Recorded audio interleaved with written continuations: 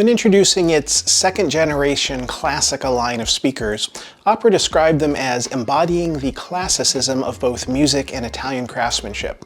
That's an intriguing description, but how does it apply to the Prima V2 bookshelf speaker? And is that speaker worth $3,600 a pair? Let's find out.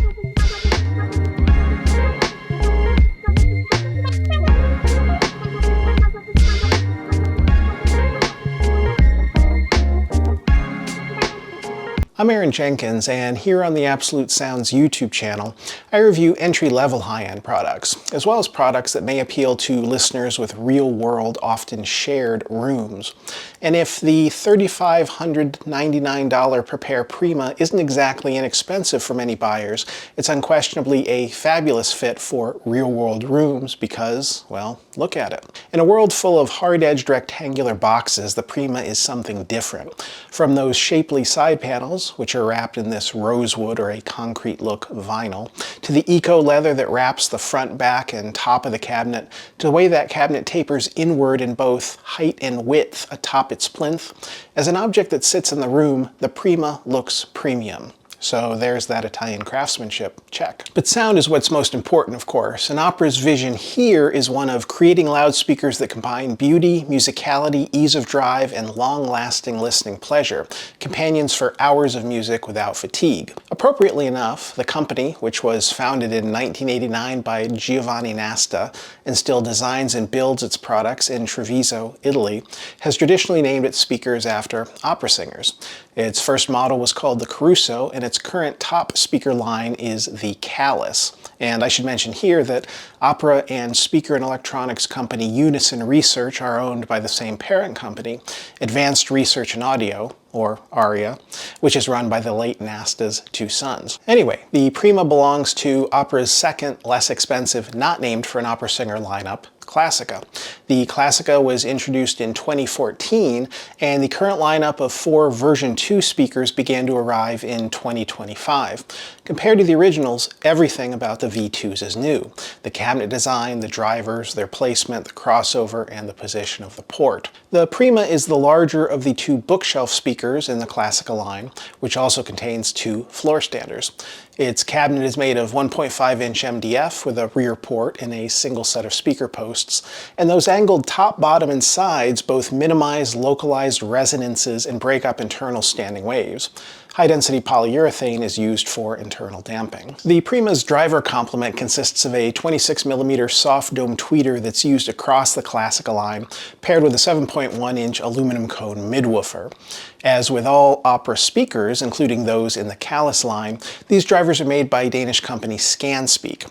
Opera chooses the drivers which best fit its application, then test, listen some more, and adjust the crossover and cabinet design in order to create the desired sound. The Prima's two-way crossovers, which split the signal at 2500 Hz, are designed and assembled in-house by Opera. They feature Mundorf capacitors, Vichy resistors, and all-copper wiring to, as the company says, ensure full dynamic expression and clarity. And turning to the spec sheet, Opera rates the Prima V2's sensitivity at 90 decibels at 2.83 volts at 1 meter, with a frequency response of 50 to 28,000 Hz, plus or minus 3 dB. Nominal impedance is 6 ohms, though it can fall as low as 3.8, and the company recommends an amplifier of 25 to 100 watts per channel.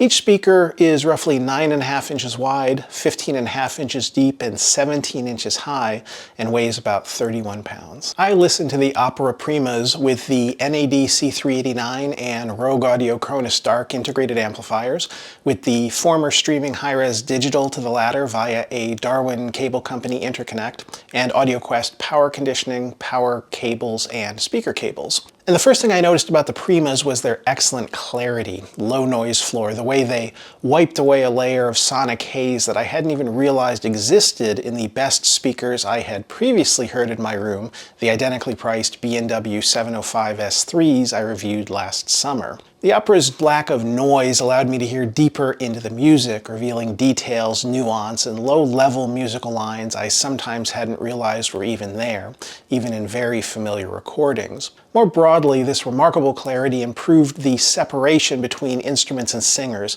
allow each to exist in their own space without detracting from the overall musical coherence. In fact, I could better hear and appreciate the interaction between disparate elements. It also contributed to the Prima's excellent reproduction of the rich timbre of brass and wind instruments, as well as a very natural-sounding presentation of voices and acoustic guitars and violins. The opera's highs are clear and open and lean more mellow than bright. They don't deliver the sparkle of the 705 S3s, instead focusing on smoothness, but without giving up any detail.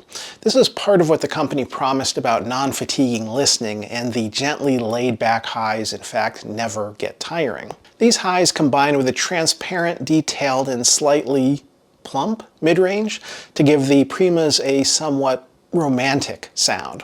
The operas are voiced to add a touch of fullness, lushness, and richness to voices and instruments.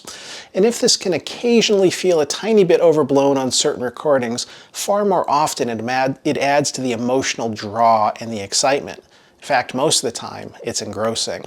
Which, as an aside, was a great benefit when listening via the NAD C389. This Class D amp, which has a strictly neutral and fairly lean mid-range, has never sounded as full, rich, and expressive as it did through the Primas. But adding to the romance is the opera's overall sense of ease.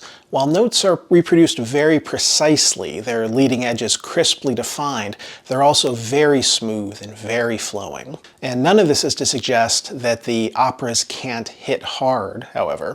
In terms of bass, the operas are the largest stand-mount speakers with the largest woofers I reviewed, so it was no surprise to discover that they deliver strong low-end output with real impact and presence.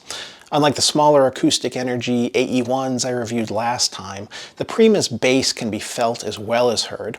Just as impressive, though, is the precision, control, texture, and richness of those low notes. The Primas also excel in terms of dynamics.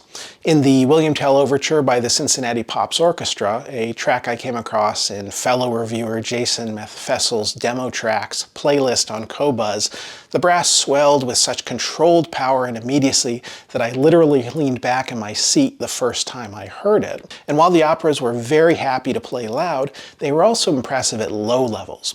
I found myself drawn into the music roughly 5 decibels lower than usual in my room, thanks to the Prima's clarity and their unusual heft at lower volumes. The opera's sound space is impressively wide, sometimes extending just beyond the outer edge of the speakers, and as high and deep as that of the excellent B&Ws, but the operas go one better when it comes to sound staging. In addition to precisely placing instruments and singers in space, the Primas more clearly define the outlines of those instruments and singers, giving them more presence, and on some recordings a 3-dimensional presence, in my room. In the William Tell Overture, I could also hear the different heights of the instruments in the recording venue, with the violins down low and the drums up high. And this was also the case with the effects. I've been listening to Manfred Mann's Blinded by the Light for decades now, but this was the first time that what I had thought was a vague whooshing sound was actually a sort of vortex with a specific size that followed a clear, distinct path around the soundstage. Finally, jumping back to the beginning, the Primas, as the company's name and speaker naming scheme suggest, really do sound their best with classical music, opera, jazz, and other acoustic genres.